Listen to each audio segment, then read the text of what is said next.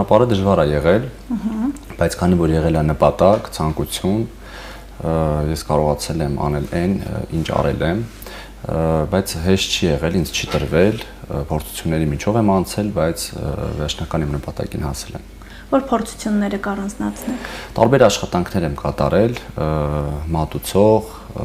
խոհարար, նույնիսկ հայտնի ֆիթնես ակումբներից մեկում հանդերձաններն ու հատակն եմ մաքրել հանուն իմ նպատակի։ Որն էր այդ նպատակը։ Նպատակը հասնել ինչ-որ կետի ու ապահով ընտանիք ստեղծել, ապրելակերպ ստեղծել, որտեղ ես ինձ լավ կզգամ։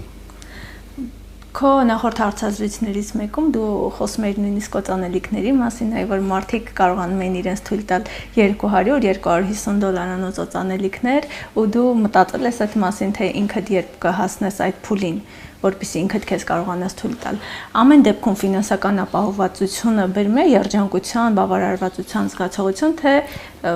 դա ուրիշ ասպեկտ է։ Երբ որ չունես ֆինանսական միջոցներ, դու ձգտում ես դրան։ Երբ որ ունես ֆինանսական միջոցներ, հասկանում ես քո բացը, որ երջանկությունը գումարի մեջ չի, գումարը երջանկություն ընդհանրապես չի տալիս։ Գումարը տալիս է հնարավորություններ ռեալիզացնելու քո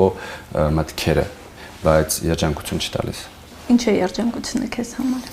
Երջանկությունը, երբ դու կարողանում ես քեզ երջանիկ զգալ ինչ-որ միջավայրում կամ ապրելակերպում եւ նաեւ երջանկացնել մարդկանց, ինչու՞ չէ։ Որ պահերին ես քեզ